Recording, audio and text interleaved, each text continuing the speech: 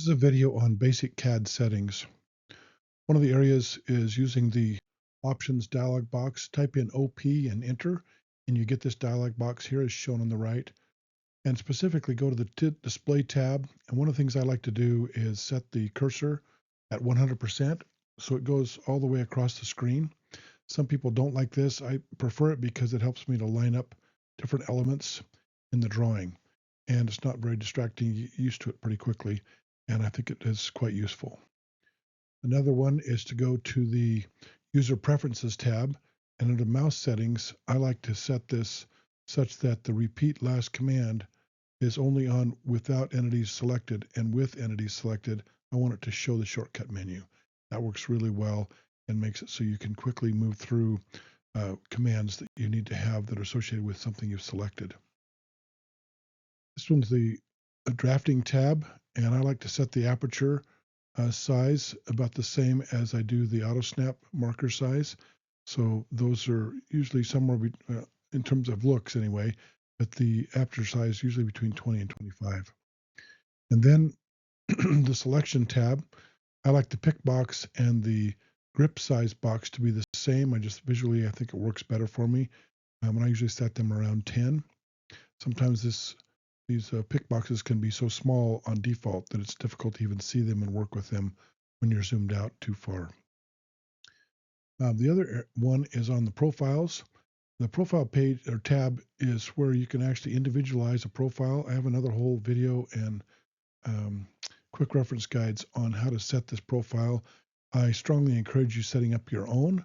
However, if you don't, you can certainly move forward with these settings, and it just defaults into the Carlson default setting, which is, in this case, it's Carlson 2026.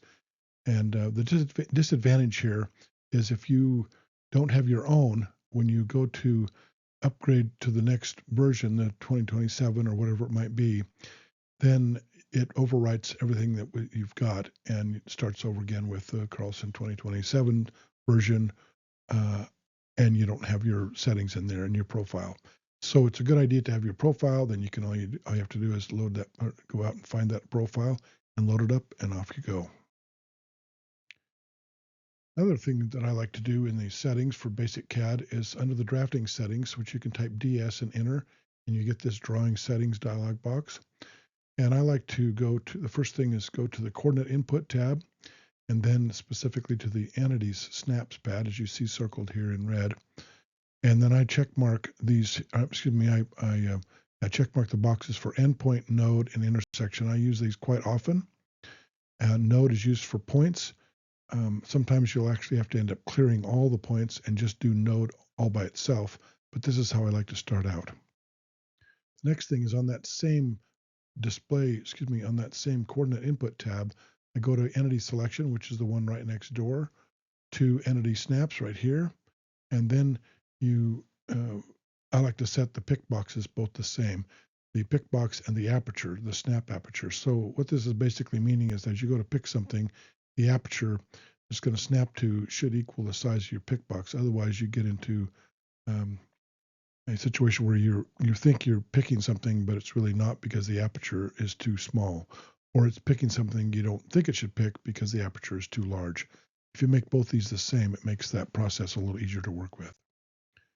And then the other setting I like to do in basic CAD is I don't like using the dynamic, at least at first. If you get to where you want to use it, that's fine.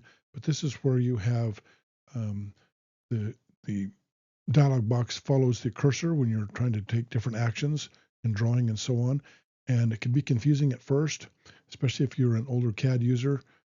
You want to be able to, older not in age, but just more experience with CAD, then you tend to not want to do this. But it is a quick way of doing it if you're used to it. I recommend turning all these off to begin with, and then go from there as you get more experience, or prefer to do it that way. And that's all I usually set up in my drafting settings, both options and drafting and drawing settings. So the OP command and the DS command.